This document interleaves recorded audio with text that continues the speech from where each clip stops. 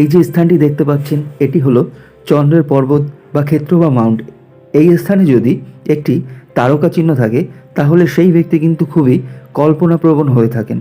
চন্দ্রের ক্ষেত্র যদি খুব উচ্চ হয় তাহলে কল্পনা শক্তির দ্বারা সেই ব্যক্তি কিন্তু খুবই উন্নতি সাধন করতে পারেন। আর তার কর্মযোগ যেটা থাকে সেটা কিন্তু খুবই উচ্চ স্থান লাভ করে এবং সেই ব্যক্তির কিন্তু সমস্ত দিক থেকে অর্থাগমন হয়, অর্থাৎ প্রচুর পরিমাণে অর্থ আয় করতে পারেন।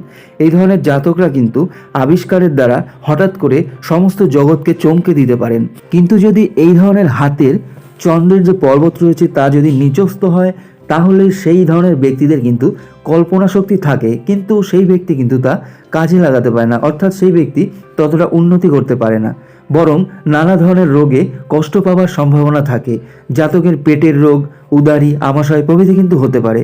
তবে যদি চন্দ্র পর্বত উচ্চ থাকে তাহলে সেই ব্যক্তি কিন্তু এই চিহ্নের সুফল পাবেন।